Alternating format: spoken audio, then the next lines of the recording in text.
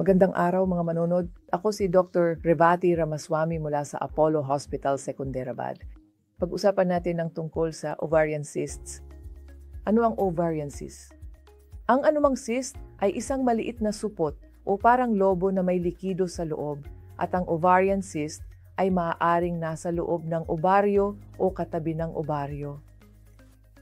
Hindi lahat ng ovarian cyst ay delikado. Marami sa mga ito ay simple lamang at kusang nawawala kahit walang gamutan.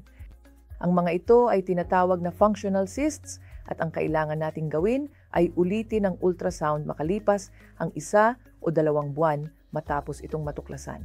Nakakagulat, karamihan sa mga ito ay kusang nawawala. Ngunit kung hindi ito mawala at kung lumaki ito ng higit sa 5 sentimetro, saka natin aalamin kung ano ang laman ng cyst. Paano natin ito ginagawa? Gumagawa tayo ng ultrasound upang malaman kung ang laman ay parang tubig, mas malapot, o may iba pang nilalaman tulad ng taba o minsan mga kuko, buhok. Ang mga yun ay tinatawag na dermoid cysts. Minsan, makikita mo na parang tsokolate, malapot at makapal ang laman sa loob, at maaaring ang diagnosis ay endometriotic cyst. Minsan, ang estruktura ng cyst ay nagbabago. Ang loob nito ay maaaring may ilang mga compartment. Sinusukat din ang kapal ng mga compartment kung manipis ba ang mga ito o makakapal na naghahati sa cyst sa maraming mas maliliit na cyst. At minsan, may makikita kang solidong material sa loob ng cyst.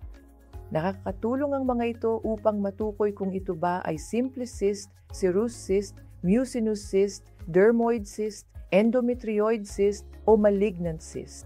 Depende doon, tinutukoy namin ang paggamot, at kung ito ay isang simple cyst, ang kailangan lang naming gawin ay tanggalin ang cyst at iwan ang obaryo. Napakahalaga ng obaryo para sa isang babae.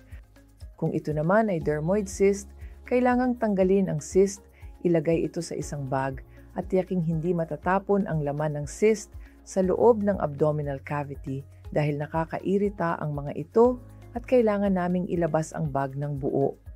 Kung endometriotic cyst naman, kailangan nating magsagawa ng karagdagang pagsusuri upang malaman kung may iba pang endometriosis na apektado ang bituka, urinary tract, o lining ng abdominal wall, at planuhin ang operasyon ayon dito.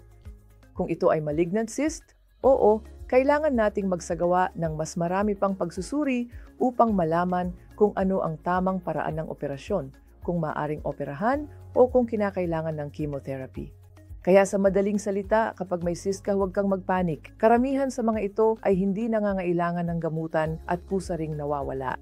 Ang ilan naman ay nangangailangan ng gamutan, ngunit tanggalin lamang ang cyst at panatilihin ang obaryo. Kailangan mong regular na magpatingin sa iyong doktor.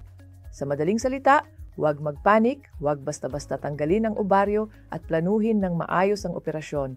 Maraming salamat mga kaibigan.